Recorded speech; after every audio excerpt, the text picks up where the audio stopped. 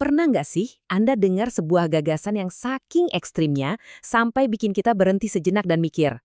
Nah, hari ini kita akan bahas salah satunya, yang datang dari sebuah tulisan abad ke-17 dengan judul yang, ya, cukup menantang, seorang Kristen harus menyangkal hidupnya demi Kristus. Maksudnya apa sih sebenarnya? Yuk kita bedah bareng-bareng.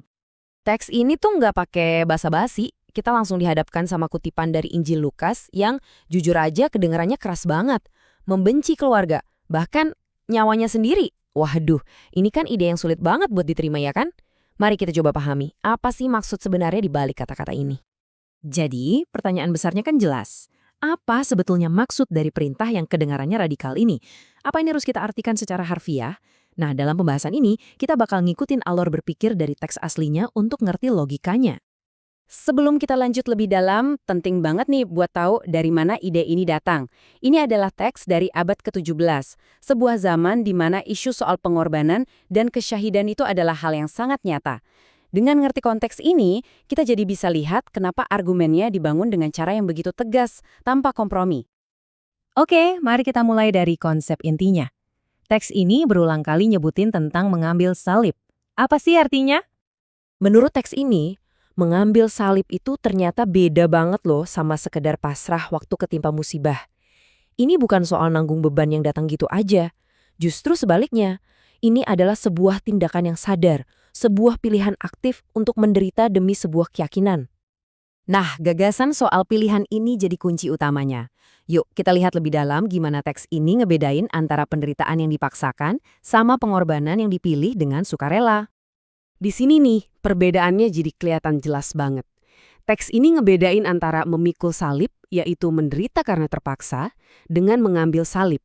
Nah, mengambil salib ini digambarkan sebagai tindakan aktif memilih penderitaan itu sendiri, bahkan dengan penuh cinta, seolah-olah lagi mencintai seorang gadis suci. Analogi yang wow, kuat banget. Poin ini diperkuat lagi sama kutipan dari Luther. Dia bilang, dia lebih suka jadi martir daripada jadi raja.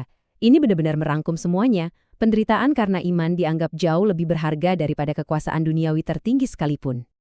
Sekarang, kita masuk ke bagian yang mungkin paling menyentuh dari penjelasan ini. Teks ini nggak cuma berteori, tapi juga pakai contoh-contoh sejarah buat bikin konsep abstrak ini jadi terasa nyata. Buat nunjukin kalau ini adalah tradisi yang panjang, teks ini secara singkat nyebutin contoh-contoh dari Perjanjian Lama. Ada Yesaya yang digergaji, Yeremia yang dirajam, dan Amos yang dipukul pakai batang besi. Sebuah sejarah panjang penderitaan demi iman. Oke, sekarang kita masuk ke contoh yang lebih konkret. Coba bayangin Irenaeus. Di depannya ada dua pilihan yang sangat ekstrim.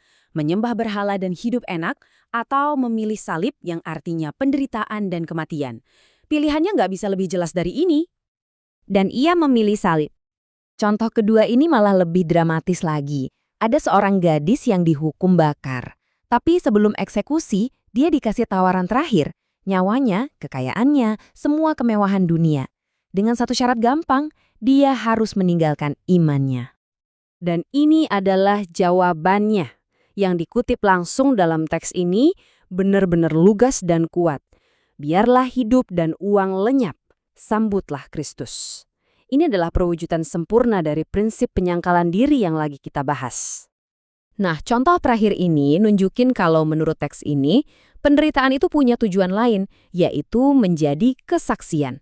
Justinus Martir, contohnya, diceritain justru jadi percaya setelah dia ngelihat keberanian yang luar biasa dari orang-orang Kristen waktu mereka menghadapi penderitaan. Pengorbanan mereka jadi inspirasi buat orang lain. Ini semua akhirnya membawa kita ke pertanyaan, kenapa? Kenapa sih harus melakukan pengorbanan se-ekstrim ini? Mari kita lihat penjelasan teologis dan janji pahala di baliknya. Jadi pertanyaannya balik lagi, kenapa harus merangkul penderitaan? Apa sih tujuan akhir atau imbalan yang dijanjikan sampai pengorbanan kayak gitu dianggap sepadan? Teks ini ngasih jawaban yang sangat jelas, diambil langsung dari kitab suci. Ternyata ada hubungan sebab akibat langsung antara penderitaan dan pahala ilahi. Seperti yang tertulis di 2 Timotius, jika kita menderita, kita juga akan memerintah bersamanya. Singkatnya, salib menuntun pada mahkota. Selain pahala buat diri sendiri, teks ini juga nekenin lagi kalau kesyahidan itu bukan cuma ujian pribadi, tapi juga alat untuk perluasan agama. Dikatakan bahwa penjaranya Paulus itu justru bikin Injil menjadi lebih luas, bukan malah jadi terhambat. Dan sekarang kita sampai di bagian akhir, bagian penutup, yang menyajikan keputusan tanpa kompromi dari teks ini. Kesimpulannya dibingkai sebagai pilihan biner yang mutlak. Menurut penulis teks ini, nggak ada tuh yang namanya jalan tengah. Cuma ada dua kemungkinan jalan yang bisa kita ambil. Jadi, ini dia poin krusialnya. Menurut logika teks ini, ketidakmampuan untuk mengorbankan hidup itu disamakan dengan penyangkalan total terhadap Kristus itu sendiri. Nggak ada pilihan ketiga.